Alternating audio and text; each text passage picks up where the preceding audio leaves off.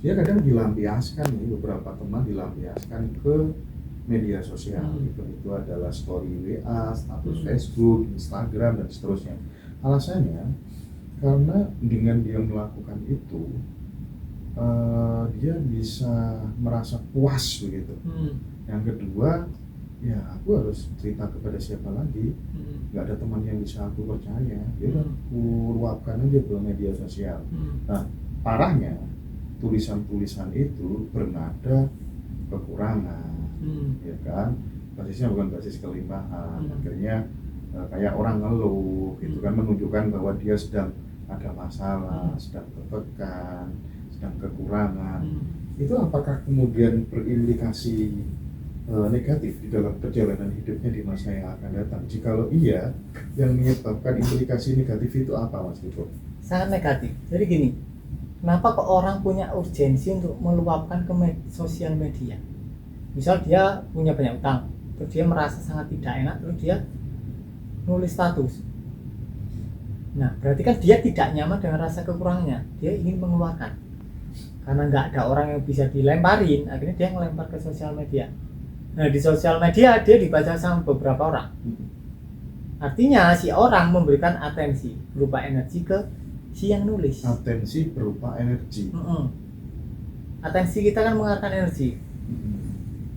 Akhirnya ya kembali ke kita, kekurangannya lagi. Tambah besar, pasti. Tambah besar. Bahayanya di situ.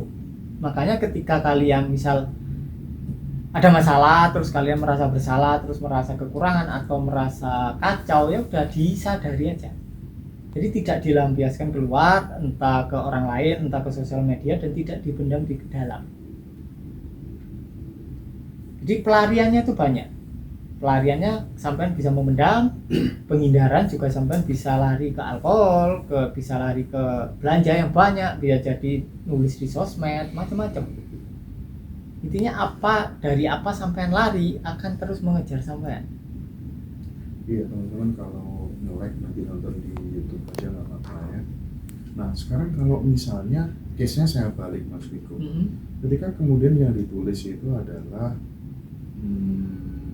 tentang ya kemakmuran, tentang ya kadang kan kita bikin story gitu yang menunjukkan kebahagiaan kita meskipun tidak berlebihan gitu. Kan itu juga terkadang menimbulkan orang menjadi iri gitu ya. Karena kan sebenarnya kalau kita mau jujur kan di dunia ini yang bisa melihat dan menerima kita benar-benar bahagia itu kan yang paling rasional kan hanya orang tua kita saja, ibu kandung kita aja sebenarnya. Kalau orang lain kadang masih muncul rasa iri dan seterusnya gitu. Nah kalau yang ditulis di story, di status media sosial itu kebalikannya bagaimana, Mas Riko?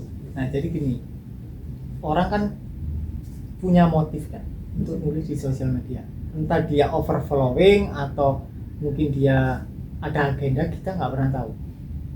Misal dia berbagi kebahagiaan karena disuruh gurunya. Kalian harus rajin berbagi kebahagiaan, posting yang bahagia-bahagia agar kalian semakin bahagia.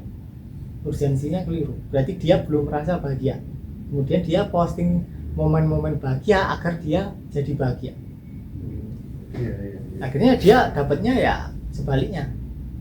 Tapi kalau dia memang overflowing, misalnya dia penuh cinta dan kemudian dia bikin status yang puisi atau apa, responnya pasti beda. Ya paling tetap ada 1-2 orang yang respon yang melenceng, pasti tetap ada dan nggak ada masalah di situ.